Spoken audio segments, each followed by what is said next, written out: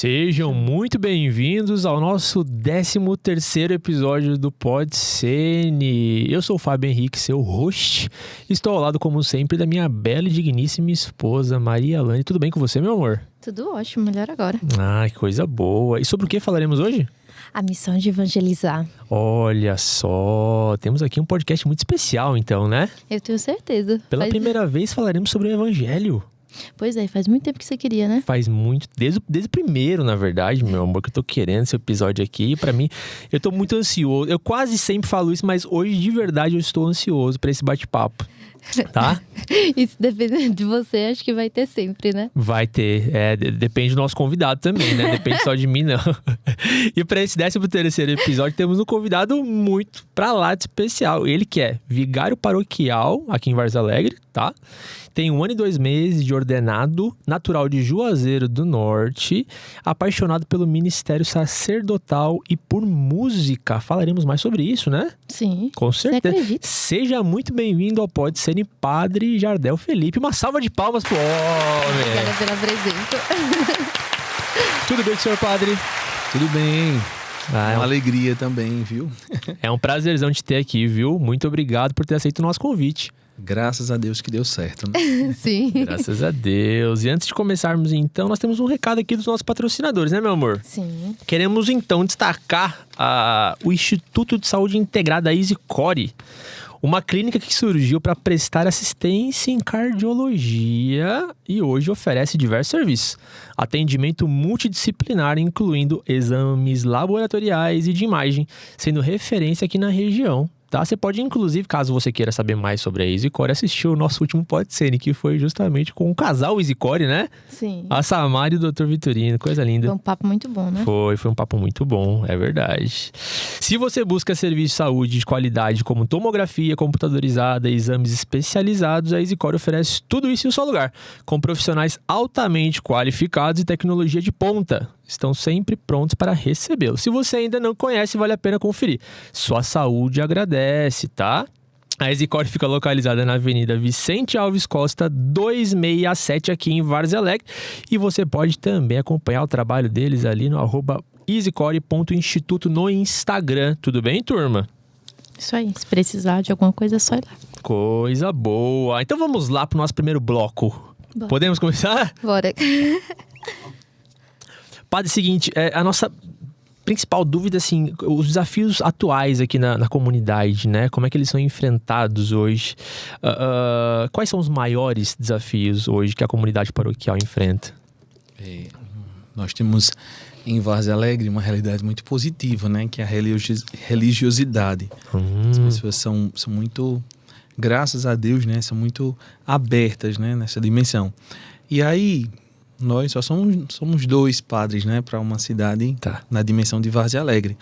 Aí você pega aí mais de 40 mil habitantes, em que 70% sejam católicos, né? Então, assim, é muito exigente mesmo.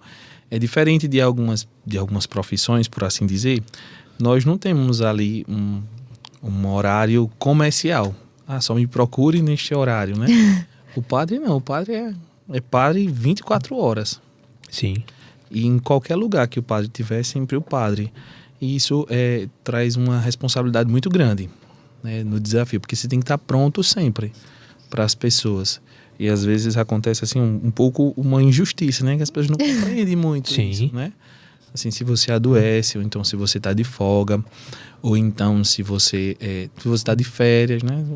Às vezes o pessoal não sabe, mas o padre também tem direito a férias, né? E aí é muito grande. As cobranças são muitas, né? Tipo assim, porque eu queria uma missa para meu parente, eu queria uma conversa, eu queria isso. Então são muitas coisas de uma só vez. Sim. Né? São muitas coisas de uma só vez. Então você senta, tá ali uma manhã que você coincidiu de não ter missa. Então tem atendimento, né? E aí é só chegando. Eu quero uma missa, eu quero uma bênção, eu quero que abençoe meu texto, eu trouxe meu filho. Padre, eu tô passando por uma situação complicada. Padre, eu tô no tratamento, eu queria uma ajuda. Então são muitas coisas de uma única vez. E assim, sem falar a estrutura do município, né? De repente eu tô aqui na sede, depois eu já tenho que correr para o Riacho Verde, depois já volto para a Extrema, e aí Calabaça, né? Depois eu tenho que correr para São Caetano. Então o padre assim, ele viaja muito, corre bastante, né? De uma comunidade à outra. Sim. E que você chega na comunidade, não é só você chegar, você presta um serviço e vai embora, né? Tem toda uma coisa, né? Tem toda uma logística de acolhida. Você chega, você cumprimenta as pessoas, e aí é a casa de Deus, e mais ainda, a sua postura, ela vai, digamos assim, testemunhar isso, né? Sim. A sua postura diante das pessoas que você chega. Talvez para mim seja a terceira celebração daquele dia, mas para aquela comunidade é a primeira do mês. Então eu tenho que estar muito preparado para isso. O desafio maior é essa dimensão grande do município, a questão da quantidade de pessoas, e nós somos só 2 pastores, né, para dar de conta. Então a demanda, no caso, é grande, né? Eu ia utilizar a demanda excessiva, mas não é a demanda excessiva, porque aos olhos de Deus nunca é excesso quando as pessoas acabam procurando a casa do Pai, né? Pelo contrário, é uma graça, né? Exatamente. Você já tem comunidades que já é o oposto. Que o padre está lá, mas o padre não faz muito serviço, porque não tem essa demanda, né? A comunidade como é que é a palavra? É indiferente, né? E é duro assim, né? Não é uma realidade tão nossa ainda, aqui principalmente do Nordeste, a gente fala no interior, né? Sim. Mas se você vai para as grandes capitais, assim, então isso já é uma realidade. E é uma coisa que realmente que você fala é real, porque a gente que morava em cidade grande, né, até o ano passado, a gente começo desse ano, né? A gente veio pra cá em janeiro. Mas puxando a questão do ano passado, a gente estava o tempo todo na igreja, né? Todo domingo a gente ia. Lá é um pouco mais difícil de você ver tanta gente assim dentro da igreja. Você vê os momentos, mas aqui você vai pra missa, todo domingo a missa tá cheia, lotada. Não tem um domingo que a gente não vá que a igreja não esteja cheia. Nós temos 4 horários, né? Sim. Então os 4 horários são bastante cheios. Então isso pra mim já é um presente. Claro que também tem essa questão da herança já dos pastores que passaram anteriormente, né? Que teve essa conquista, que teve esse trabalho, que teve lá... É todo um zelo. Sim. Né? Então, é bom preservar essa história de quem passou anteriormente, porque nós acabamos colhendo os frutos dessas pessoas. Sem né? sombra de dúvida. Tem uma parte nossa, que já é atual, né? Que nós vamos fazendo, vamos construindo. Mas se a gente não zela pelo que foi construído, aí pronto, aí desmorona tudo, né? De repente, se aparece uma pessoa que seja totalmente oposta, ou então que não conquiste, aí cai por terra, né? E como que o senhor vê, assim, o papel da igreja na sociedade atual? Principalmente em relação aos jovens, que são o futuro da igreja. Assim, não tem como a gente tirar, né, desvincular a igreja da sociedade, porque quem está na sociedade são as pessoas da igreja, né? Não tem como você tirar isso. Bom, vamos supor, eu sou um médico, vocês, né, trabalho com financeira, mas vocês são da igreja, né? Vocês congregam ali, vocês fazem parte daquilo, vocês professam uma fé. E aí, se a igreja ela não fornece, né, um espaço tanto de acolhida como de encontro com o evangelho, a vida de vocês vai ser uma vida assim meio que dissimulada. Na igreja vocês são um personagem e na vida real vocês são outro. Não é assim, né? Eu sou aquela pessoa que está ali, que tem uma família, que tem uma vida, mas que busca a Deus. Então a minha espiritualidade, a minha fé deve me tornar alguém melhor nos espaços que eu estiver. Isso é uma tecla muito forte em Jesus, né? Porque uma das maiores críticas de Jesus, né? E depois isso tornou um adjetivo, é em relação ao farisaísmo. Jesus critica muito porque há uma exigência exacerbada nas pessoas para cumprir as leis, as normas, mas aqueles mesmos que cobravam não faziam aquilo. Né? Então aí depois se tornou um adjetivo, né? Fariseu, farisaísmo. E aí nós entendemos que nós somos da igreja, nós buscamos o evangelho não porque nós somos perfeitos, mas porque nós queremos nos assemelhar a Jesus. Sim. Né? Nas virtudes. Sim. Principalmente naquilo que toca à humanidade de Jesus. Né? Nós ali vemos os pontos de Jesus, a ação de Jesus, as falas de Jesus, aquilo nos constrange, né? Nos constrange mesmo. Olha, eu tenho uma distância entre o que eu sou, o que eu estou falando, o que eu estou fazendo e Jesus. né? Então eu tenho um ideal, eu tenho ali uma referência. E esta referência é que me leva, digamos assim, Senhor, eu preciso transformar isso em minha vida. Senhor, isso aqui meu não está dando certo, né? Isso aqui precisa ser modificado. Quem é melhor para fazer isso é o Senhor mesmo. Por isso que eu ofereço o que eu tenho, né? Os meus erros, os meus pecados, e apresento este coração disponível para ser uma pessoa melhor. Então, quando se fala das pessoas, eu tenho público, né? Jovem, mas nosso público são todas as idades. E todas as idades têm seus dilemas, né? Todas as idades têm seus dilemas. E isso é muito sensível. Muito sensível. Você conversar com uma criança de 6 anos com depressão, você não é capaz de imaginar que você conhece uma criança com 6 anos com depressão, né? E aí, isso mexe com o coração do pastor, né? Se já mexe com o coração da mãe e do pai, que tem aquela sensibilidade toda, meu filho está passando por essa situação e tal.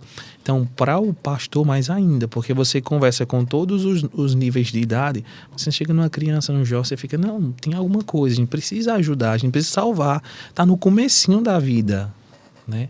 Então, é muito exigente. E como que a igreja, ela trata uma questão como essa?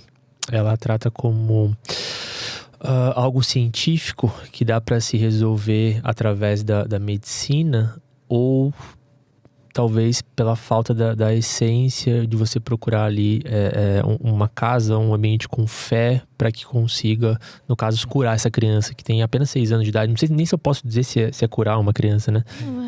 Tratamento. Já é um excesso, né, quando a gente fala em curar. Porque às vezes a gente tem um certo preconceito, né, com essas dimensões mais psicológicas, né? A igreja, ela sempre anda assim com o pé junto com a ciência, né? Sim. Não existe mais essa batalha. Essa polaridade, né? Que antigamente existiu. Antigamente existiu. Mas a igreja entende que o homem de hoje precisa de respostas para o hoje, né? E as ciências, né? Elas são um dom de Deus.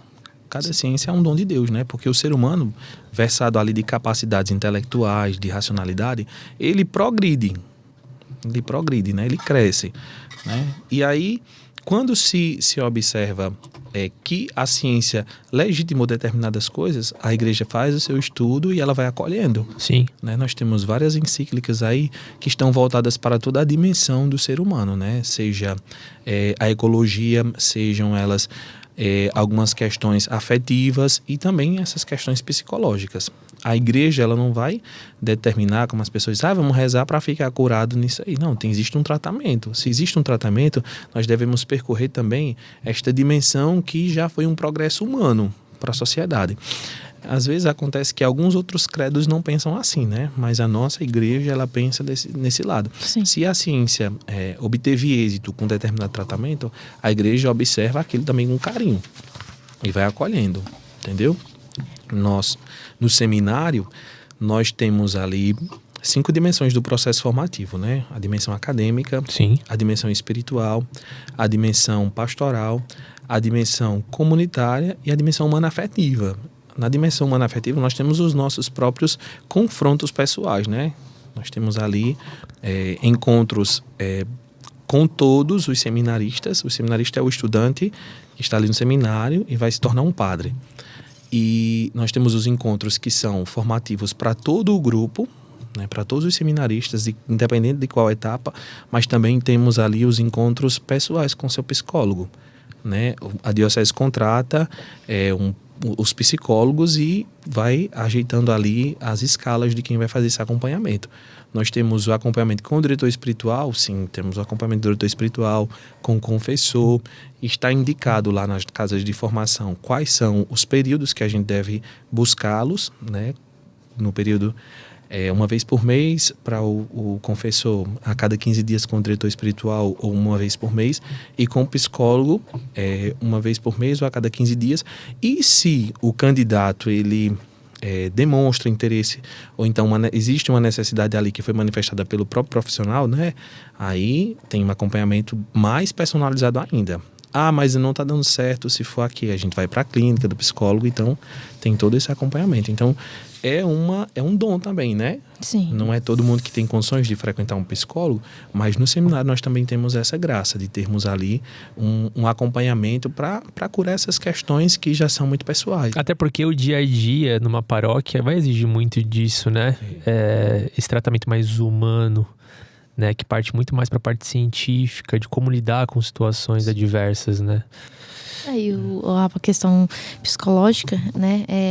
Assim, você passar no psicólogo, você ter um acompanhamento ali é muito importante. Tem muita gente que acha que, ainda hoje eu acredito que tem, porque eu já vi várias pessoas falar, é coisa de doido. É coisa de doido. E não é muito importante, principalmente para quem tem, assim, contato com muitas pessoas, porque cada uma pessoa vem com uma bagagem diferente. Então, para você conseguir absorver, principalmente o padre que tem as confissões, como lidar com essas confissões. Então, tipo, tudo isso influencia, né? E é muito importante ter um psicólogo ajudando ali no processo, né?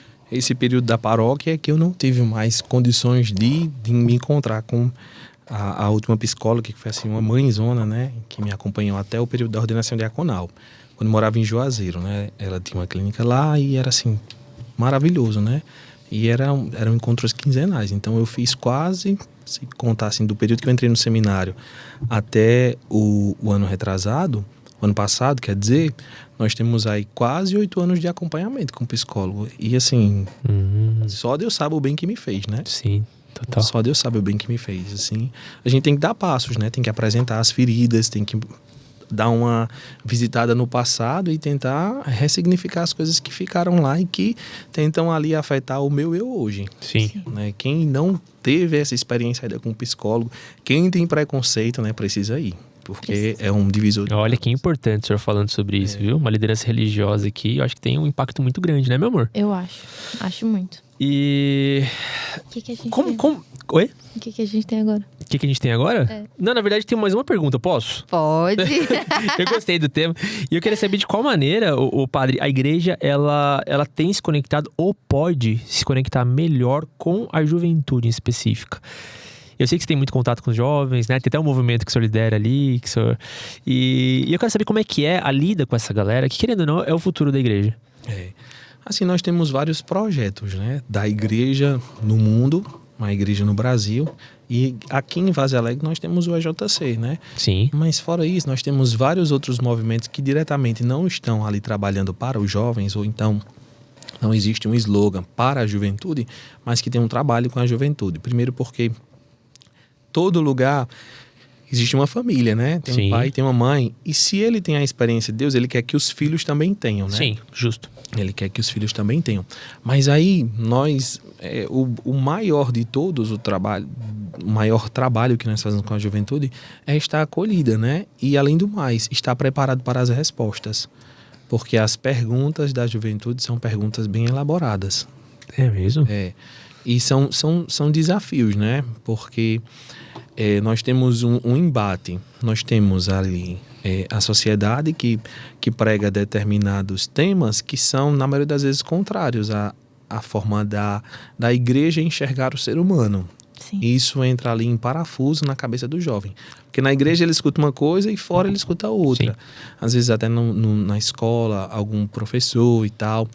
Ou então as amizades. Não, hoje tá muito mais fácil, né? Hoje em dia o cara tá na rede social, ele sai da igreja, ele abre o Instagram, ele vê uma referência negativa, que vai totalmente contrário àquilo que ele acabou de ouvir na igreja, e ele é influenciado. Não tem como fugir disso, né? E é muito fácil, né? A informação. É muito fácil, né? Eu sou muito mais fã do TikTok do que do Instagram. Para mim, o Instagram me favorece, sei lá. No Instagram, as pessoas te veem, né? E no TikTok você vê muita coisa. Aí tem os algoritmos, né? Então, sim, eu aprendi agora que o TikTok, você clica lá e ele deixa uma passagem automática, né? Você não precisa mais passar o dedinho para ir pulando o conteúdo, né? Sim. Mas é muita informação. É muita informação. E eu fico pensando assim, não é isso não. Não é bem assim não. E quando cai nas mãos de quem não tem discernimento? Como é que fica? Quando cai nas mãos de uma pessoa que não tem entendimento algum, ela já absorve aquilo como uma lei, Sim, total. né? Ainda mais vindo de uma referência, de uma autoridade, digamos assim, Pra ela, que autoridade. pô, é a autoridade da música, a autoridade do cinema, a autoridade de novela. Exato. Acaba influenciando. E isso, na verdade, impacta em todos os espectros possíveis da vida da pessoa. Até a opinião política é formada baseada numa pessoa que você tem ali como referência na tua vida ali, fora da igreja. Aqui em Varze Alegre, nós temos uma realidade muito boa, né? Com a juventude, que é o EJC. A galera é bem engajada, né, padre? Nossa, aqui é... E o pessoal fala com orgulho, eu sou do EJC. Lá na empresa tem alguns, né, amor? Nossa, assim, é um movimento assim que tem uma história aqui, né? Uhum. Mas os jovens que eu conheço do EJC, os jovens que querem entrar no EJC, é uma coisa assim... Se você fosse dedicar só ao EJC, vamos supor, padre direto só para o EJC, não parava trabalho, né? É mesmo, o ano inteiro. Mas é muito... Porque assim, não é só o encontrinho deles lá, né? Eles vão para as comunidades, Sim. tem o convite, né, que as comunidades fazem para eles irem para... Só que aí você entra em choque porque o jovem estuda, né? O jovem tá ali e ele é mais cansado hoje em dia do que o adulto, né? O adulto, ele se aventura com mais outra coisa. Aí você faz faculdade, essa coisa toda, mas aqui assim, o EJC em si traz uma experiência diferente, né? É um divisor de fato de águas na vida do jovem. Depois do encontro, ele de fato entende ali o primordial de Deus na vida dele e forma essa consciência de escolha. Olha, aqui está o projeto de Jesus para você, né? O que é que você escolhe? Aí ele escolhe um ano ali. Mas aquela experiência deve ser tão forte que depois, onde quer que ele esteja, ele não esqueça jamais que ele é amado por Deus. Sim. Que ele pode bater em qualquer outra porta, né? Um dia ele pode se afastar de Deus, mas quando ele bater na porta de Deus, aquela porta vai se abrir. Vai se abrir. Porque às vezes a gente quer enfiar na cabeça de alguém uma coisa, a gente não consegue, né? E os jovens, assim, como eles estão no comecinho da vida, eles querem ver todas as experiências de uma vez. Exatamente. Mas é necessário que eles tenham essa experiência de Deus, porque ela é determinante. Eu acho que muda muito a cabeça da pessoa. Ela consegue enxergar, né, com os próprios olhos dela, né? Sem ser com a opinião ou a visão de outras pessoas. E aí, a partir daí, ela decide o que ela quer pra vida dela. Pelo menos eu acho que faz muito Tem até uma sentido. frase que fala assim, que as pessoas elas vão esquecer o que elas ouviram, né? O que você falar pra elas. Elas vão se lembrar daquilo que elas sentiram. Que elas Como você vivenciaram. fez elas se sentir, né? E nós participamos de um movimento que eu acredito que seja semelhante, que é o TLC, que é o Não, treinamento é o de... SCC. Treinamento Ah, tá, de o liderança outro. cristã que nós fizemos juntos. Depois a gente veio fazer o SCC aqui, em Varze Alegre, esse ano. Nós fizemos o SCC, mas antes nós tínhamos tido a experiência de participar do TLC, que realmente, em alguns casos, alguns colegas, eu percebi que foi o encontro com Deus. Aquela pessoa, ela nunca havia se encontrado com Deus. Sim. No meu caso, em específico, foi um reencontro, em que eu olhei pra dentro e falei assim, cara, agora tudo tá fazendo sentido. A partir de agora, realmente, eu sei o porquê que eu tô aqui, né? E aí passa por você entender propósito, por você entender talento. Tem até a parábola do talento também, que eu gosto muito particularmente, sobre multiplicar, sobre você entender o porquê que você tá aqui. E isso, de fato, moldou muito, até mesmo sobre o meu profissional dentro das empresas, porque depois que você começa a entender algumas coisas, não tem como você aplicar só no teu dia a dia, na tua rotina com a família, com a esposa, com o filho. Isso reverbera também nos negócios, né? E o TLC para mim foi muito importante, né? Já o SCC, assim, ele veio para fortalecer a questão do nosso relacionamento, né, amor? Sim, muito. Porque, assim, um dos exemplos, né, que foi muito importante pra gente. A gente fazia a nossa oração individual, cada um fazia a sua oração. Só que a partir do encontro, a gente viu que os dois juntos e unidos, né, fica mais forte.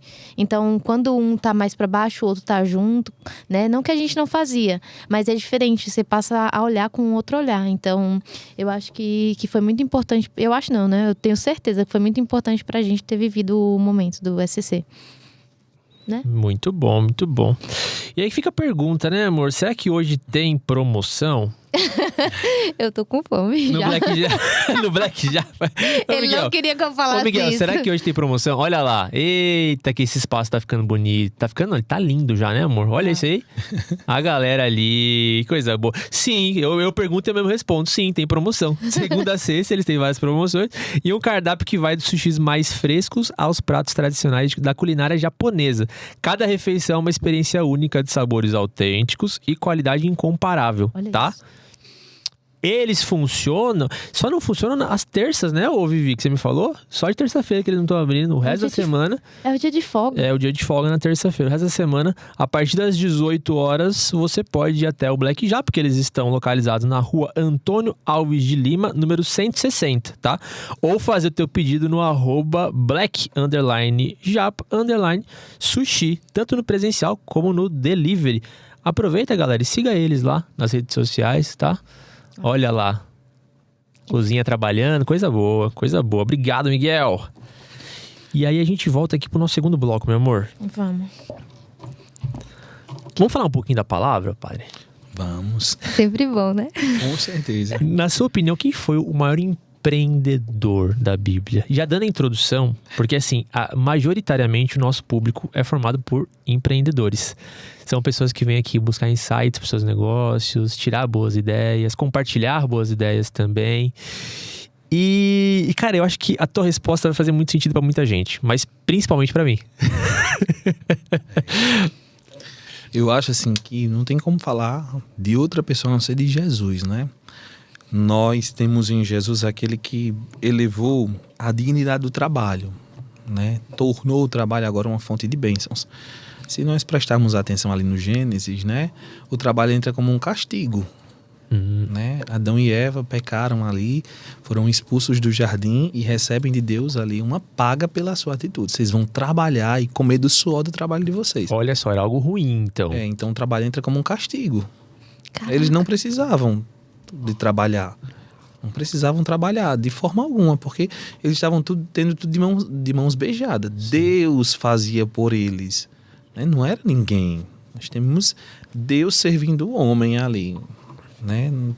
Quando a gente pensa no jardim, a gente pensa só nas árvores, mas a companhia de Deus ali lado a lado com o homem, Deus assim que partilha assim de tudo que ele criou para aquele homem, Deus que delega ali a autoridade para que o homem vá, dê nome às criaturas, administre a natureza, né? E essa administração não é subjugar a natureza, é um cuidado, é um zelo. Deus fez tudo para eles, agora só vocês cuidem. Imagina vocês receberem ali um prédio para vocês, foi dado para vocês. Como vocês pensaram, né? Todo bonitinho, vocês vão colocar ali a serviço os dons de vocês para o crescimento de vocês e vocês vão fazer, vocês encontraram mais ou menos de mão beijada, porque quando a gente vai começar um empreendimento, a gente pensa no prédio, na localização, um estudo ali, será se realmente é necessário este meu empreendimento aqui, ou se já não está manjado, ou se já não está ali, o mercado não já está cheio disso. Saturado. Quem são, saturado, quem são as pessoas que vão trabalhar comigo, eu preciso olhar ali direitinho se elas têm experiência e tal. Mas você recebe de mão beijada. Você já pulou muito. Você já pulou demais, assim, as etapas. Sim. Né? Vocês são, que presente. Como eu sou especial, ganhei tudo isso. Mas de mão beijada, às vezes a gente não valoriza. Quer dizer, verdade. na maioria das vezes a gente não valoriza. Nunca tinha parado para pensar. E por eles essa- não valorizaram. né? Não valorizaram, jogaram. Deus diz assim, façam tudo, exceto isso daqui. O que foi que a pessoa fez?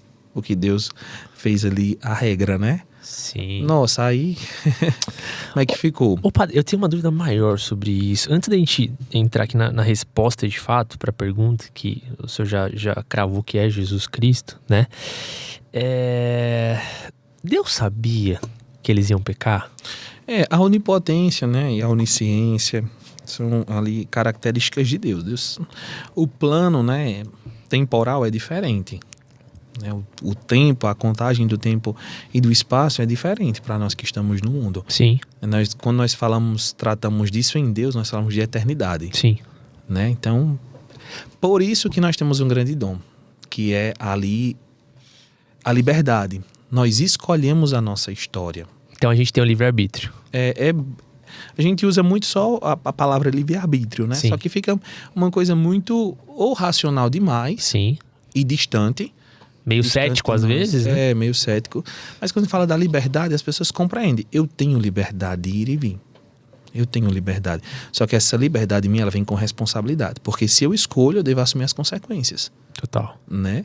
E as consequências, elas são boas ou ruins. Se a escolha foi minha, se eu fui maduro, entre aspas, se eu fui ali coerente para escolher, também tenho que ser coerente para poder colher agora as consequências dessa escolha.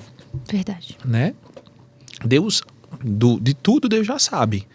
Mas aí ele não interfere mudando ali as nossas ações como um jogo.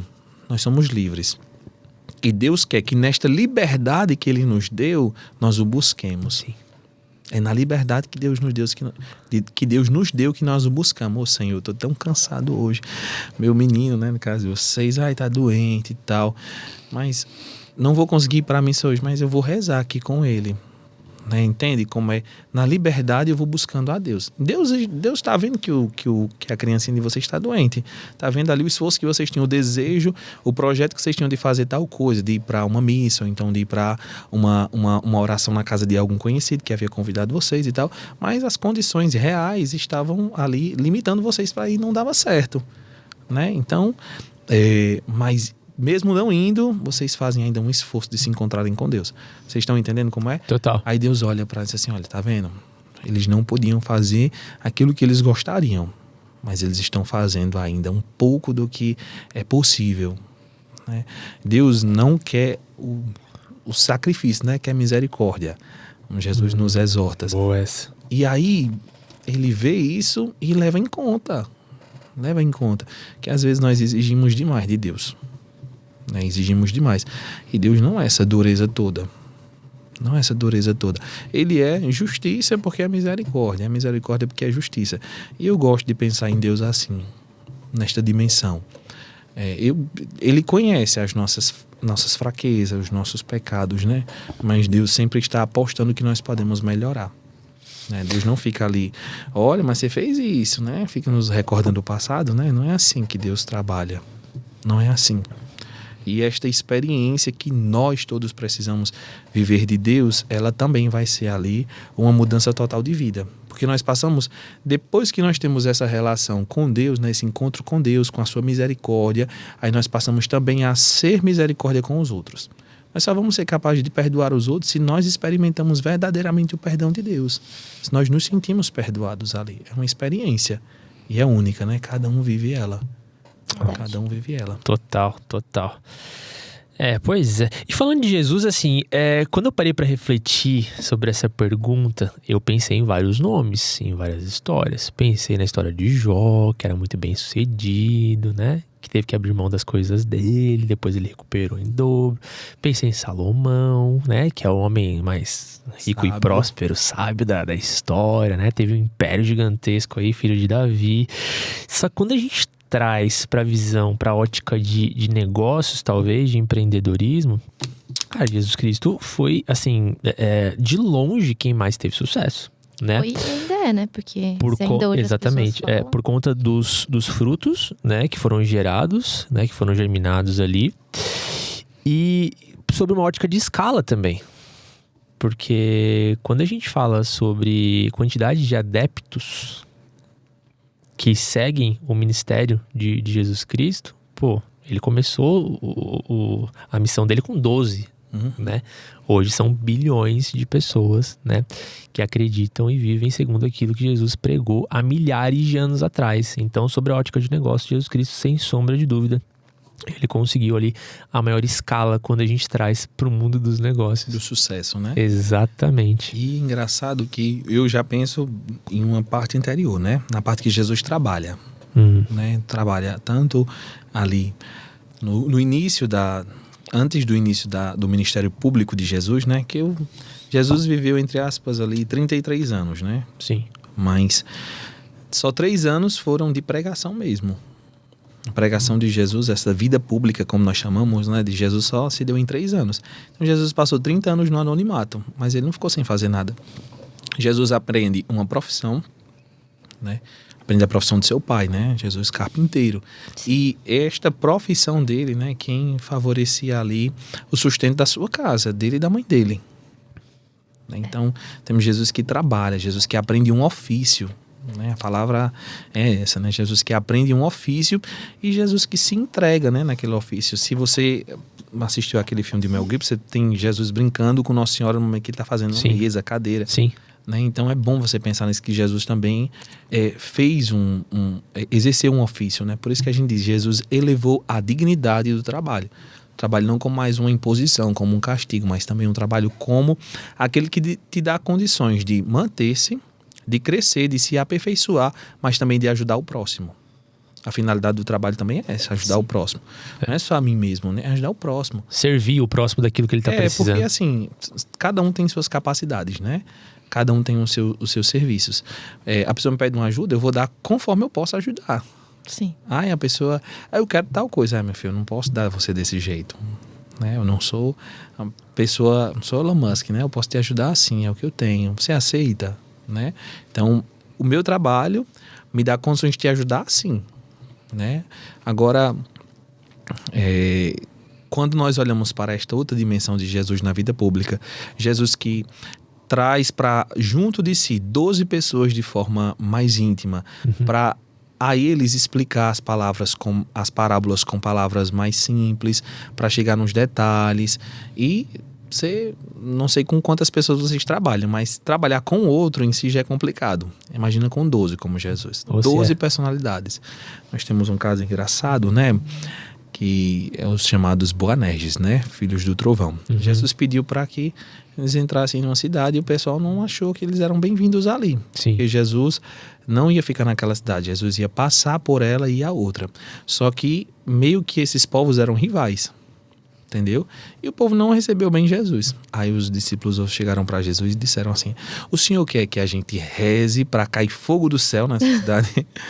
Tá loucura do povo, né? Jesus ia falar eu não sei se eu consigo imaginar, mas só de pensar eles falando esse tipo de coisa assim, como se as pessoas fossem más, né? Mas talvez seja porque, poxa, trazia-se um histórico de Sodoma e Gomorra, por exemplo. Mas para você entender, né, que mesmo, e não era pouco tempo que eles estavam caminhando com Jesus, não, já tinha um tempinho, né? Eles falarem assim, o pessoal depois, né, chega para Jesus: Jesus, quando você chegar lá na glória, né, isso as mães, né? Sim.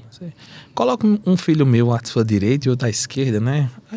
Para você entender assim, olha, não, você tem os dois, mas o meu filho, estando aqui, o outro filho ali, são mais importantes do que os outros. Exato. Você vê a cabeça deles e como Jesus tinha que ir ali ensinar. Né? Você vê que Jesus está sempre ensinando. E Jesus exorta, né? Jesus usa cada palavra com os apóstolos. Ele era duro com os fariseus, com os líderes, mas com os discípulos também. Em um momento Jesus chama Pedro de Satanás. Afaste-te de mim, Satanás. Você não está pensando como Deus está pensando. Você está pensando por você. Você está pensando por você. O Pai preparou um plano de salvação. Nós estamos aqui para executá-lo. E esta salvação não é só você, Pedro, não é o seu querer. Vocês estão vendo aqui na parte de cima, né? Mas Deus tem aqui muito mais coisa para realizar em favor de todos. Esta salvação, ela é universal, não é só para vocês. E aí foi duro. Mas graças a Deus que, depois dessa vinda do Espírito Santo, né? Depois do evento pascal, os discípulos passam a ler todas as ações de Jesus com uma ótica nova. E isso quem sustenta ali a igreja até hoje, a ação do Espírito Santo. A ação do Espírito Santo. Por isso que quando as empresas, os locais, os comércios, né, convidam um padre para abençoar, né, dizem a inauguração, mas tem a bênção, né? São duas coisas diferentes. A inauguração é uma coisa, a bênção é outra. E aí eu fico muito feliz, porque eles estão fazendo ali este voto de confiança no qual Deus vai ser, digamos assim, o grande auxiliador deles. Show. É a graça de Deus que vem para eles também, porque não foi fácil chegarem ali. Não foi fácil, né? E é uma incerteza. É uma incerteza abrir um negócio, é uma incerteza. Total. É o investimento que ninguém quer que o investimento dê errado. Todo mundo quer que dê certo e dê muito certo. Que eu coloquei tudo que eu tinha. Sim. Colocou tudo que você tinha, você precisa colocar pessoas lá dentro, né? E você não tá, quando você coloca uma pessoa dentro da empresa, você não tá colocando só aquela pessoa, tem a família toda dela que tá ali, dependendo da performance dela, do que ela tá fazendo ali dentro para que dê tudo certo, né? Porque o que eu pago hoje, exemplo, para um funcionário, não vai só para o funcionário, né? Vai também para a família dele, então é uma questão mesmo de... Não é fácil não ser empreendedor. Entregar nas mãos de Deus todos os dias, que é o que a gente faz. Tem que estar sempre no caminho de Deus para poder dar certo. E tem que entregar. Eu fico muito, muito feliz mesmo, né? Porque assim, olha, ainda tem pessoas de fé. Eles estão fazendo um negócio, fizeram um esforço dele, mas eles estão dizendo assim, ó, entre aspas, né? Meu Deus, olha, eu fiz o que eu poderia fazer, mas eu tô te pedindo, e não deixe acabar o que eu comecei, mas faça prosperar, faça crescer, abençoe o nosso espaço. E essa questão da bênção, né? Ela carrega ali toda a Sagrada Escritura. A bênção é mais do que uma súplica, é mais do que um desejo que as coisas deem certo. A bênção, de fato, é esta presença de Deus que vai fazer o negócio andar. Exatamente. Fazer o negócio andar. Eu acho tão bonito, né? Você chega para a criança, aí você ensina assim, dê a bênção da mãe. Aí a criança se benção, mãe. Como é que a mãe responde? Deus te abençoe. A bênção não vem da mãe. A bênção vem de Deus. É Deus quem está abençoando. Mas quem é que está sendo ali o canal? Quem é que está sendo ali a intercessora? A mãe, o pai, né? Isso é lindo. A bênção nos locais de trabalho da mesma forma, né? Ô Padre, abençoe o nosso espaço. Que Deus abençoe este espaço. Em nome do Pai, do Filho e do Espírito Santo. É a Trindade que abençoa ali na inteireza aquele espaço. Né? Aquela família, que às vezes a gente pensa que é só o dono, né? Mas por trás daquele dono tem de fato uma família inteira, né? Que está ali, digamos assim, sendo beneficiada com aquele serviço, com aquele empreendimento. E você que nos acompanha, né? Que não abençoa o seu espaço, convida o Padre para quando você tiver a possibilidade, né? De abençoar. Temos agenda aberta aqui para você chamar o padre para ir no seu negócio. Aproveita que ele é o canal direto de Deus. Exatamente. Eu gosto muito de uma frase que, inclusive, ela está exposta no Mosteiro de São Bento, né? É uma frase beneditina, que é ora et labora.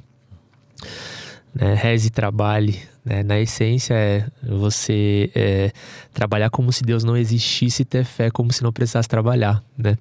E isso é um negócio que eu acredito demais, e é por isso que a gente trabalha de noite assim incansavelmente, mas sabendo que tem alguém que está intercedendo por nós, pelo nosso sucesso, pelo nosso crescimento, né? E é o que eu diria, inclusive, para qualquer empreendedor que me pedisse algum conselho relacionado à fé, cara.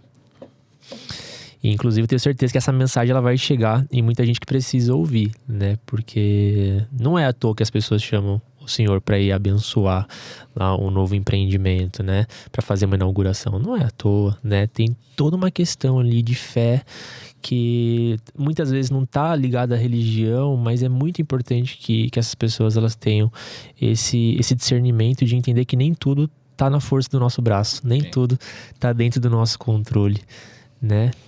Concorda com isso, meu amor? Sim, plenamente. Deus tem que estar no centro de tudo, para que dê certo. Tem coisas que transcendem, né?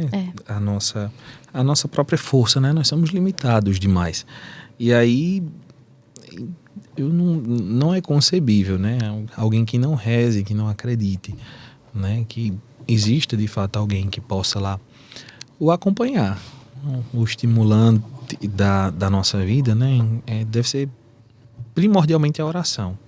A oração é esse combustível da nossa vida. Temos que parar, a gente para, mas tem que se encontrar com Deus. E esse encontro é diário. Esse encontro é diário, porque tem dias que você não está com... Tem dia que você não está com coragem. Tem dia que você tá frustrado, tem dia que você tá... Nem sempre você está lá em cima. Nem sempre você está lá em cima. E tudo bem, nós somos falhos. Nós somos ali limitados. Mas nós contamos com alguém que vem, de fato, em auxílio à nossa fraqueza. Nós contamos com alguém. Sim. Mas ele só age, né? Nessa liberdade que nós favorecemos a ele. É verdade, com certeza. Muito bom, muito bom, muito bom. Meu amor, agora uma pausa rápida aqui, hein? Uma pausa rapidinha. Pra falar do quê? Clara Açaí. Com certeza. Um parceiro que a gente gosta bastante, que a gente adora, que já Melhor veio açaí também da aqui no cidade. Pod CN. A gente tá tendo sorte, né? Que o pessoal tá aceitando vir aqui, né? Né? Uns patrocinador bom desse. Pois é. A Clara Açaí não tem nem como a gente mentir, porque tem um monte de foto do Paulo consumindo açaí o tempo inteiro. A gente posta também açaí o tempo inteiro, come açaí quase todo dia. O Paulo, padre, nossa senhora. É apaixonado por açaí, nossa senhora. Ele certamente, meu amor, tem o melhor açaí da cidade e são pioneiros aqui no estado do Ceará na produção expressa do melhor açaí, tá bom? Com máquinas super modernas que garantem o sabor perfeito. Pra quem tá duvidando, é só assistir o episódio número 9 do Pod CN depois desse aqui, tá? Então você assiste esse e depois você vai assistir o episódio número 9 do Pod CN, tá bom? Você vai encontrar a Clara Açaí e Gelatos no Calçadão do Centro ou em frente à Lagoa de São Raimundo Nonato. Ou, é claro, você pode correr agora no @Clara Açaí e pedir o seu pelo delivery. Olha aí, que coisa maravilhosa. Só chamar que eles entregam rapidinho. Na hora. Um abraço aí pro Kennedy, Carrie e pra Clara. Toda vez que você fala o nome dele, O homem é bom demais, viu? Ô padre, a gente quer saber agora como é que foi foram os primórdios ali, como é que foi o chamado ao sacerdócio, né? Qual que foi o momento da sua vida que você, poxa, é agora, eu fui chamado, né? Teve esse momento marcante ou foi algo gradual? Teve uma série de fatos, né? Que foram ali convergindo para este discernimento.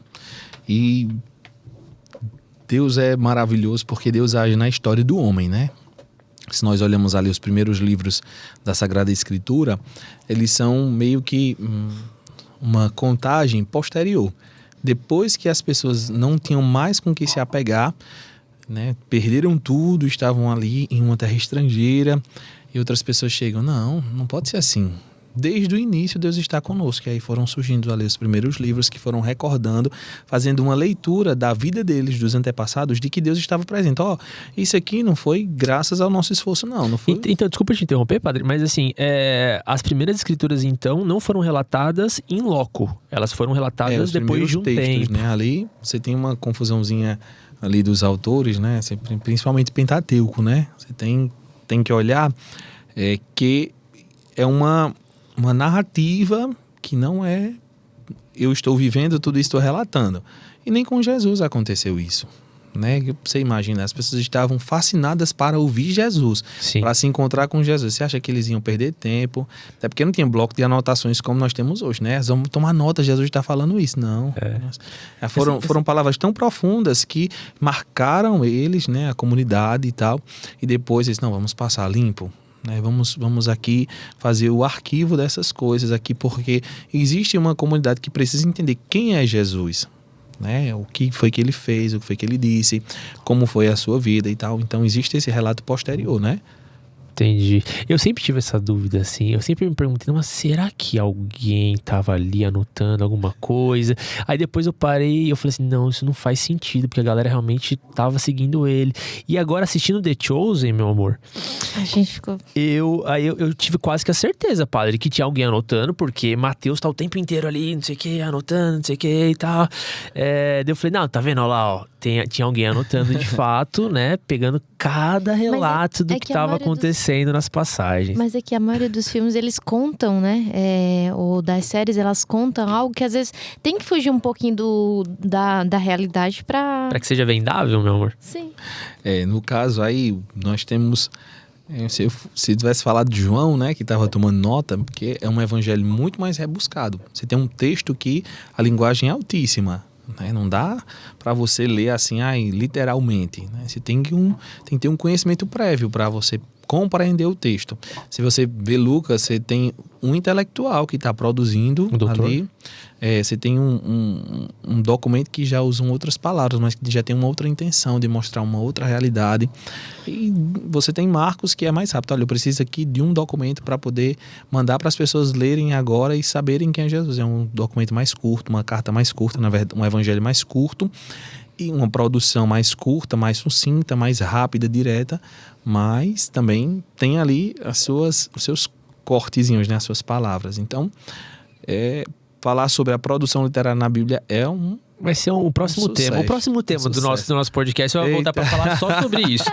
Se a gente voltar agora para a pergunta inicial, a gente quer saber, a gente tá muito curioso para saber como é que foi o começo do sacerdócio, lá, né? Na verdade, existe aquela de que o padre, ele já tem vocação desde criança, né? Tá. É verdade. Tem essa história, né? Que a criança só brinca com o santo, não quer saber de outra coisa, aí anda com as imagens, brincando com as imagens. E aí brinca de rezar a missa, e eu não tive nada disso. Não tive nada disso, eu era o pior da minha casa, o mais danado. Mas aí eu tenho um irmão mais velho que eu, que era ele quem fazia isso. Então ele quem brincava de celebrar a missa, era ele quem era, assim, muito espiritual da igreja, todo mundo olhava pra ele assim, esse menino vai ser padre. Então eu cresci achando que meu irmão ia ser padre, né? E engraçado, quando eu entrei no seminário, eu ia com minha família visitar os outros parentes nas férias, aí todo mundo dizia, esse é o padre, mas só falava com meu irmão, ninguém nunca olhava pra mim como se eu fosse o padre. Assim, era um negócio engraçado. Mas tem aí esse período, né? Eu sempre fui muito ativo na minha casa, né? Sempre fui muito sensível assim com meu pai e com minha mãe, de ajudá-los. Sempre tive essa autonomia de ajudar meus pais, de fazer uma coisa sem precisar que eles me pedissem, né? Então meu pai tinha um mercantil, então eu estava lá em cima, eu era curioso e queria estar lá. Então, rapidinho eu aprendi a andar de moto e já ia pro mercado fazer as compras, ia pra padaria. Eu, muito pequeno, já fazia o café cedo em casa para poder a gente não se atrasar pro colégio. Então, eu sempre gostei de tomar a frente das coisas, né? E depois, meu pai saía com minha mãe, eu pegava o carro escondido, porque eu queria aprender a andar de carro. Né? Sempre tive essa autonomia de aprender as coisas por um senso de responsabilidade muito cedo, né? Isso, para mim, eu fazendo essa leitura do passado, de fato foi um dom de Deus, que Deus foi preparando, porque é necessário para a nossa missão essa autonomia. E o servir, no caso, né? Você tem que estar muito pronto para respostas rápidas, para tomar decisões muito rápidas, e você tem que tomar a frente, porque as pessoas chegam para você com um problema, então você rapidamente tem que dar uma solução ali. Faz sentido. E aí, né, eu fiz a minha primeira Eucaristia, tive lá o meu encontro com Jesus, mas foi ainda uma coisa muito pequena, né? Assim, a grande experiência que os meus pais me deram é que desde muito novo eu lembro que nós todos íamos para o quarto do meu pai, da minha mãe, nós nos ajoelhávamos lá ao redor da cama e rezávamos o texto todos os dias, né? Tem uma imagem de Nossa Senhora de Fátima no quarto dos meus pais e rezávamos esse texto todos os dias. Tinha um livrinho de orações, meu pai escreveu algumas preces lá e meu pai conseguiu realizar todas elas. A primeira prece do livrinho era pelo êxito profissional de todos os filhos dele, né? Então, todos se formaram e todos trabalham, né? Não dependem dos meus pais. E outras coisas mais, né? Assim, particulares da família, né? Na época meu pai devia ter, acho que uns 30 anos, né? Quando escreveu aquelas preces naquele livro, né? E até hoje nós temos o livro bem velhinho, todo cheio de durex, assim, de fita, porque se tornou meio que uma relíquia, né, da família. E todas as preces que meu pai fez lá, ele alcançou. E eram preces, assim, de coisas de longo prazo, não eram coisas, assim, que instantaneamente ia acontecer, né? E graças a Deus, todos ali aconteceram, né? No tempo certo, Deus foi preparando. E aí rezávamos sempre, todos os dias, íamos para a missa no domingo, só que a corrida dos meus pais era muito louca, né? Meu pai era da polícia, ele é aposentado e nunca trabalhou na nossa cidade, sempre trabalhou em outras cidades. Então, nós encontrávamos meu pai, assim, à noite, cansado para dormir. Sim. Pronto, e pela manhã, rezando. E tudo bem, fomos crescendo e aquela cobrança que a gente tem que estudar, estudar, porque tinha que fazer valer a pena o esforço dos pais, né? Nós somos 4 filhos, então foi muito exigente.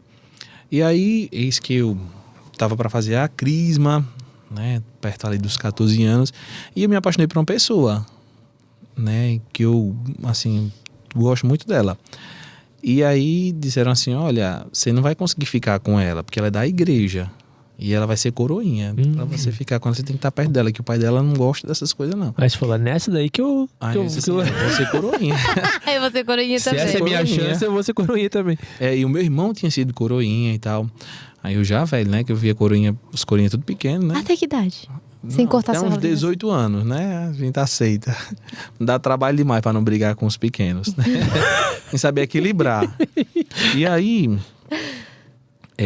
fui lá fazer a experiência, coroinha, para estar perto dela. A gente começou a namorar. Fomos namorar e tal. E íamos para missa todos os dias. Isso foi um ponto muito bom na minha vida, porque me aproximou demais da igreja, esse namoro, né? Muito mesmo. Eu ia para missa todos os dias com ela. Na segunda-feira não tinha missa na nossa paróquia. A gente ia para uma outra igreja. Em Juazeiro tem ali mais de 10 paróquias, então já é uma realidade diferente, né? Uma cidade maior. E aí, chegando, né, meu pároco na época não é esse padre Jardel, que é alegre, que sorri e tal. Era um padre mais fechadinho, né, e tal, na dele, assim, e com pouquíssimas palavras. Tudo bom? Assim, e eu comecei junto com... Tinham 2 seminários vocacionados que eram coroinhas da nossa paróquia e que tinham desejo, expressavam um desejo que queriam ser padres, né? Vocacionados, no caso, é a primeira etapa. O vocacionado é aquele que conscientemente já diz, eu quero ser padre. É o cara que tem o discernimento de que ele quer isso pra vida dele, no caso, né? Legal. Tá fazendo ali o processo de discernimento para apresentar ao padre. E o padre começa ali a conversar com a pessoa, né? Seja o vocacionado, o menino, o rapaz, ou também a moça, né?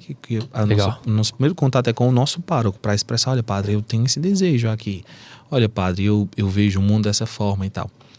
E aí, eu sabia que eles queriam ser padre. Hoje são padres os 2, né? E aí,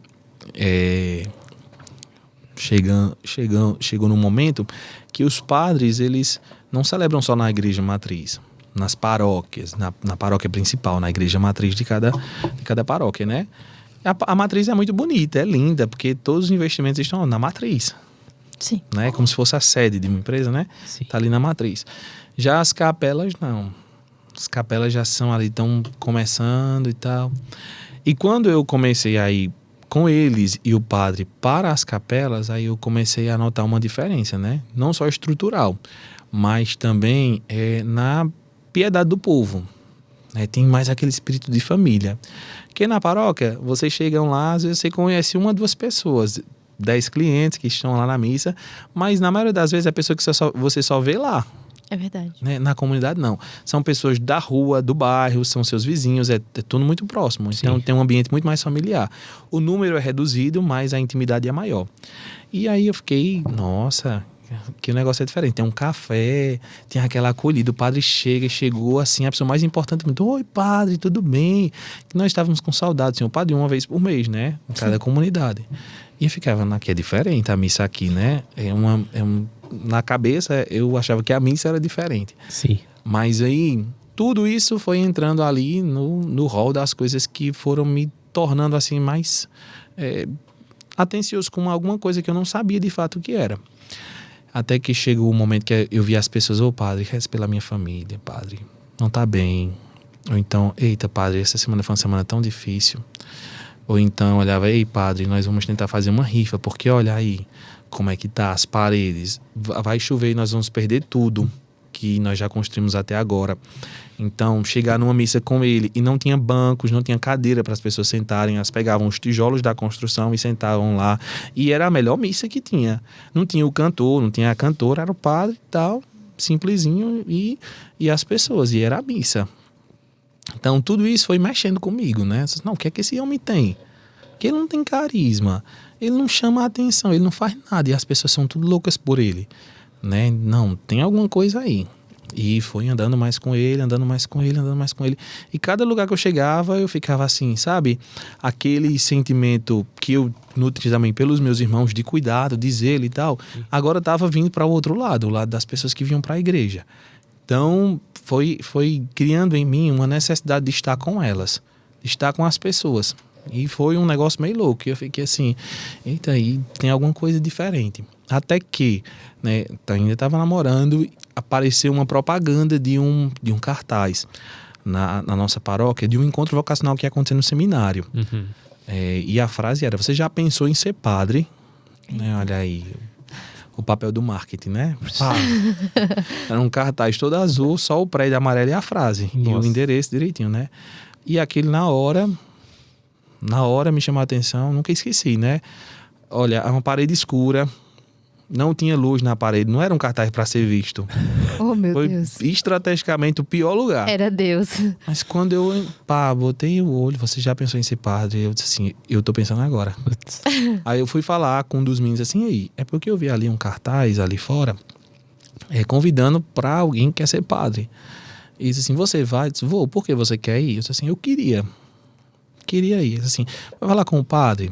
Eu cheguei todo me tremendo, né? Falar, perguntar um negócio pro padre. Eu não perguntava de jeito nenhum, eu só dizia, boa noite, padre. Padre. Era muito medo mesmo, assim, Ave Maria, ele Eu lá e eu aqui. tinha medo quando eu era criança de falar com o padre, medo de E falar eu já alguma tinha coisa e ele 15 reclamar. anos, não era criancinha não. Aí eu cheguei, padre, é porque tem um cartaz ali que tá falando isso. E uma mensagenzinha, você já pensou em ser padre? Aí o padre olhou pra mim, o que é que você quer? Você quer ir pra esse negócio? Eu disse assim, o senhor que sabe. Só que eu não tinha me atentado que aquilo foi mais ou menos uma quinta-feira. E o encontro já começava no outro dia, na sexta-feira à noite. Aí eles, pois vem aqui amanhã que eu vou lhe dar as recomendações. Ajeite suas coisas para você ir, porque eu encontro esse final de semana. Aí foi muito rápido, porque eu não fui pro colégio, arrumei uma bolsa para poder viajar, falei pros meus pais que ia para esse encontro. E aí foi meu primeiro encontro vocacional mesmo, né? E eu ia com esses outros 2 meninos, né? Que já eram 17 anos e estavam concluindo o ensino médio. E no ano seguinte, eles supostamente iam entrar no seminário. Mas aí, um não foi. O outro, aconteceu alguma coisa. Tinha uma viagem do colégio e não foi. Aí eu só soube quando cheguei lá, né? Passei na paróquia, peguei uma carta, tinha uma carta de apresentação e uma quantia que o padre deu de ajuda para pagar, né, a hospedagem do encontro. Aí disse, nossa, coisa que eu não sabia e tal. Aí fiquei esperando. Liguei para os dois. Não, a gente não vai não. Eu disse, eu não conheço ninguém. Mas fui lá e conheci um padre, o padre Alencar, e foi assim uma experiência de Deus, sabe? Esses 3 dias lá. Porque foi a primeira vez que eu me enfrentei, né? Eu tinha um sonho muito grande de fazer medicina. Então eu estudava para isso, né? Queria fazer medicina e tal. Mas aí quando eu cheguei nesse encontro, que eu comecei a pensar nas coisas, na vida, nas escolhas e fazer a leitura do que eu estava vivendo, aquela inquietação que Deus tinha me deixado no cuidado com o próximo, aquela inquietação do serviço, aquela inquietação da entrega, né? Porque eu não entendia o que era consagração.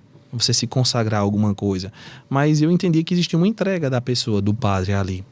E aí, lá eles usaram de fato as palavras, falando sobre o que era consagração, o que era o padre, o que era esta doação total para a comunidade, para a igreja. Eu falei assim, meu Deus do céu, eu tô ficando doido. Será que eu quero isso mesmo? Aí tudo bem, voltei para casa dos meus pais, contei para eles que foi muito bom. E aquele ficou mexendo comigo, ao ponto que no mês seguinte fui para o segundo encontro, né? E já foi diferente. Meu irmão foi comigo, levei o meu irmão e os meninos foram comigo. No terceiro encontro que eu fui participar, eu cheguei, terminei lá, conversei com o padre, disse, sim, padre, eu acho que eu quero ser padre. Eu acho que eu quero ser padre e queria que você me ajudasse. Aí o padre, depois você vai comigo para as comunidades e a gente vai conversando. Então foi um discernimento assim mais na convivência, né? E aí, estava ajudando minha mãe no almoço um dia, eu estava sentado no congelador, no freezer, e disse assim, mãe, eu acho que eu quero ser padre. A minha mãe parou assim, olhou para mim e disse assim, olha, o que você escolher para a sua vida, eu e o seu pai vamos estar aqui para lhe apoiar. Que legal. Nossa, que lindo. Foi assim, foi um momento muito... que eu fiquei pensando assim, muitas coisas, né, deles, mas foi a posição dela para mim me deu segurança, né, que independente daquilo que eu escolhesse, ela e meu pai estariam do meu lado, né, e eu nunca pensei diferente. Eles de fato mostraram isso, não com as palavras, né, mas com as atitudes que estavam do meu lado sempre.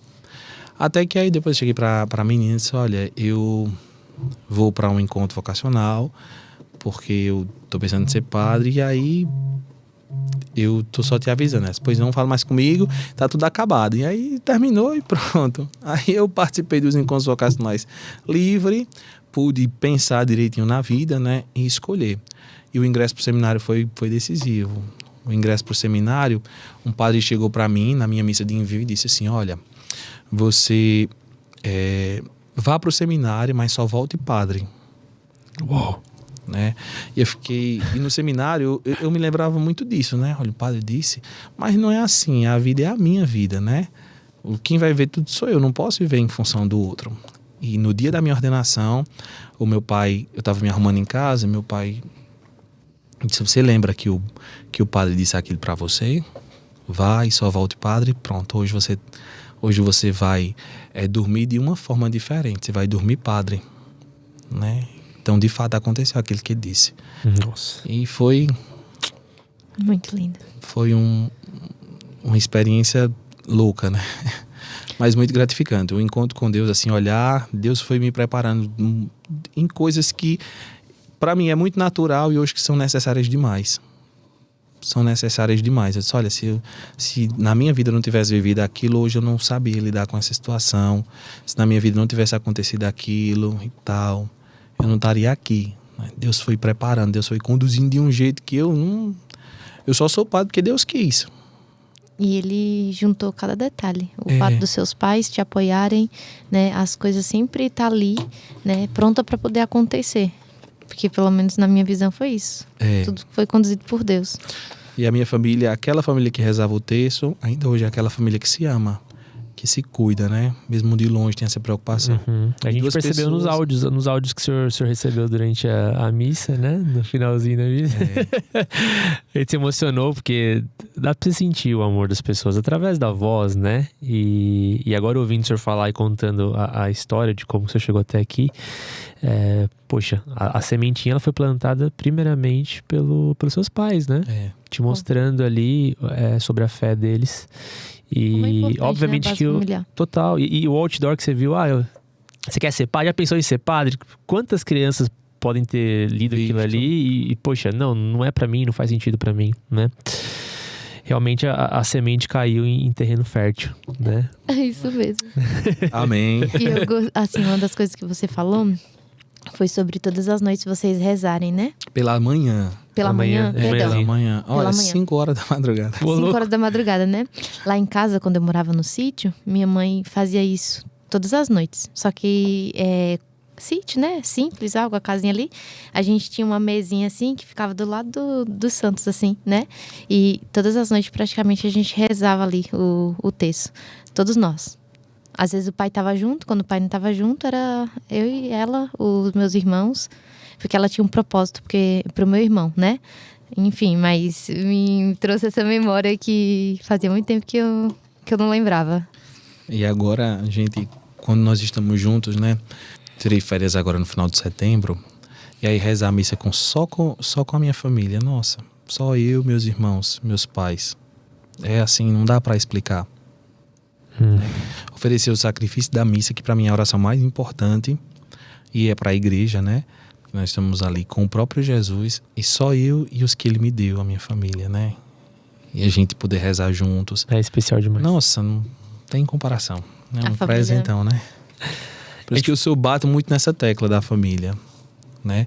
E assim, o inimigo ele tenta muito, né? Na destruição só das famílias. Total. Faz todo tipo de artimanha para destruir o quê? As famílias. Porque na família que acontece tudo. Tudo por primeiro é onde? É na família. Na família que as crianças aprendem o que é amor. Na família que as crianças aprendem o que é educação. Na família é onde os casais vão se acertando nas relações. Se o casal não consegue se relacionar bem, ele vai se relacionar bem com ninguém. Total. Não vai. Porque que coisa mais complicada? 2 diferentes ali tentando sustentar uma casa todos os dias. Você pensa uma coisa, a outra pessoa pensa outra. E se você não aprender a ir renunciando a algumas coisinhas, você não vai ser... É verdade. Com certeza. Total. A gente falou do começo, eu queria falar assim um pouquinho de futuro, até para entender como é que funciona. Nós apresentamos o senhor como vigário aqui de Várzea Alegre, né? O que é um vigário? Qual que é ali a diferença do vigário para o padre, de repente? E qual que é a evolução sacerdotal, né? Até onde que o sacerdote ele pode ir nessa escala, até se tornar, de repente, bispo, arcebispo, enfim. Nós temos ali uma hierarquia e nós temos alguns cargos, né? Também no nossa organização. São coisas distintas ali. São coisas distintas, né? Nós temos as paróquias, né? A paróquia, ela é uma rede. Nós temos ali a matriz e temos as comunidades. Sim. É um corpo, né?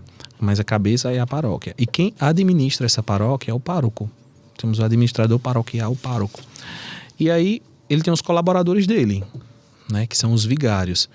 No nosso caso aqui, nós temos o pároco Padre Evaldo, que é o responsável, digamos assim, legal, o administrador mesmo da paróquia. Sim. E tem a minha pessoa, que é o colaborador dele, o vigário paroquial, né?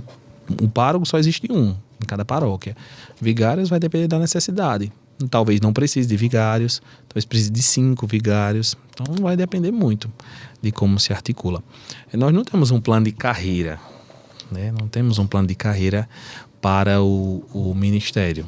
Não existe isso, né? Porque nós estamos lidando com um dom, com algo sublime, né? Que é a partilha. Jesus nos deu o dom do sacerdócio, né? Ele é o sumo sacerdote. Sim.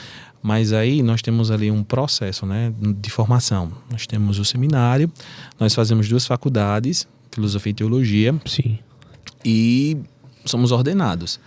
Depois disso, dos padres é que são escolhidos os bispos, né? Tem uma consulta que é feita, a anunciatura vai lá, começa a sondar, conhecer a história dos candidatos, e aí é apresentado ali uma conversa, e depois ele aceita ou não, e aí nomeia-se o bispo, depois ordena-se o bispo, e aí o bispo vai colaborar com uma diocese.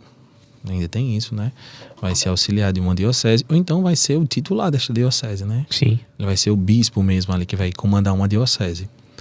Quando nós falamos de arcebispo, é o bispo de uma arquidiocese.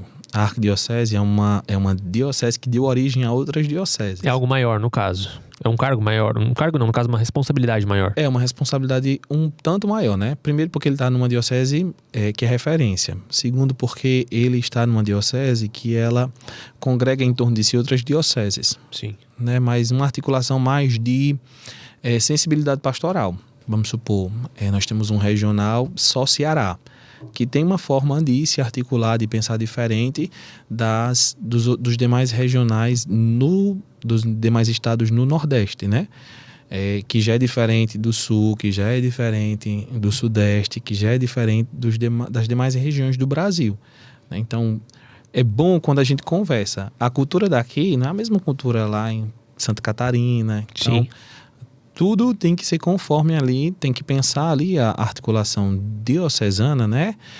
No plano próprio, no plano regional. De repente, vamos supor, a forma como nós cantamos, a forma como nós louvamos aqui, não vai ser a mesma lá. A forma de trabalhar, como é que eu vou trabalhar com uma determinada pastoral que lá não exista? Entendeu? Não há necessidade desse trabalho. Então, existem coisas que podem ser mutáveis ou adaptáveis, no caso, por região. São necessidades, né? Sim. O que é necessário, aí se trabalha. O que não é...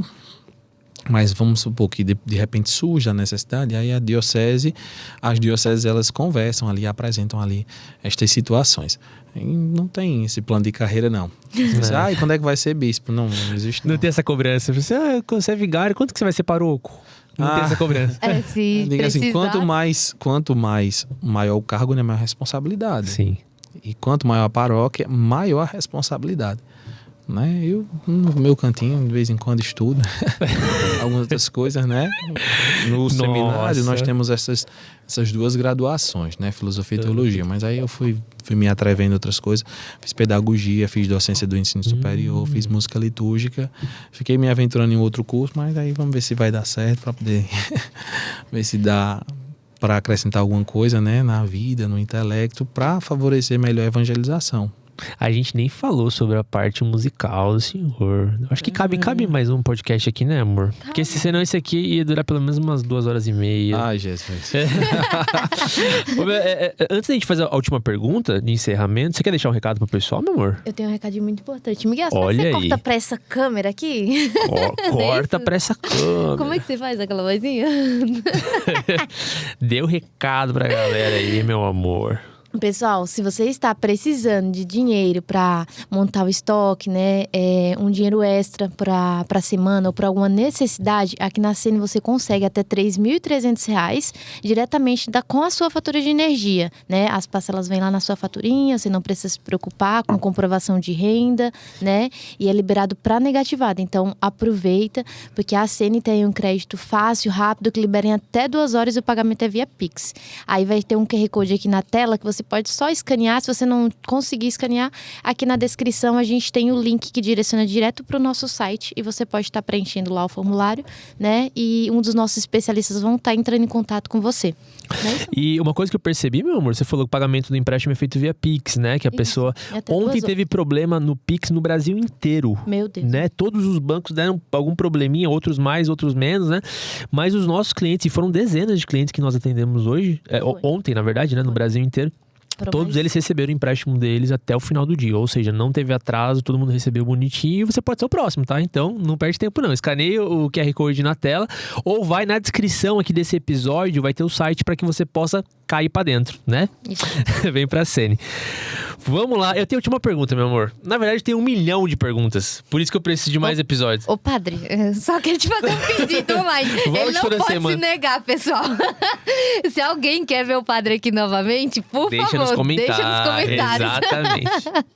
Vai, amor, pode fazer. E pra fazer. gente encerrar o nosso Podscene de hoje, que foi muito especial, eu gostei bastante, tá? Espero que você também tenha gostado, né, meu amor? Nosso convidado também. Me emocionei. Eu quero saber, padre, assim, ó, se você tivesse a oportunidade de deixar uma mensagem exposta em algum lugar em que todas as pessoas do mundo pudessem acessar, qual frase seria essa? Eita. Na verdade, Difícil. Não é uma frase minha, né? É uma frase de um bispo. E, assim, fez todo sentido pra mim quando eu conheci, né? Sim. Sabe aquele negócio que você diz assim, eu sempre pensei isso, mas não consegui colocar pra fora, né? Então, um bispo muito santo fez uma pregação e citou essa frase, né? Que a gente não pode viver uma vida qualquer. Uma vida que, de fato, vale a pena ser vivida. E não existe vida melhor do que aquela que nós consagramos a Deus. Não podemos perder tempo com uma vida qualquer, com uma vida medíocre. A gente perde tempo demais com coisas assim que não são necessárias. E quando, né, nós percebemos, já foi tarde demais. Mas, de fato, escolher viver uma vida e que vale a pena ser vivida. Você falava, né, de que gostava da parábola dos talentos, né? Eu gosto muito.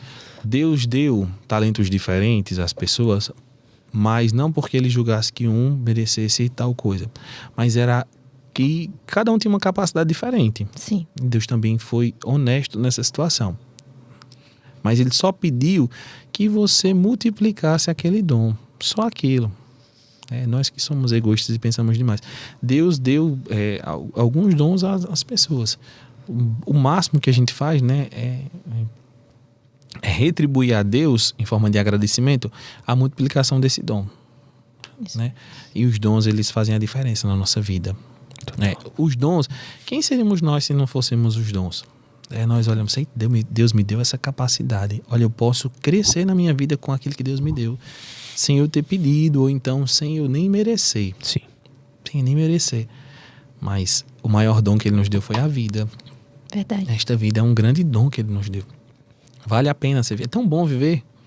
É muito bom viver. Tem tantas dores, você pergunta, você está passando por isso, mas você quer morrer? Não, quero não.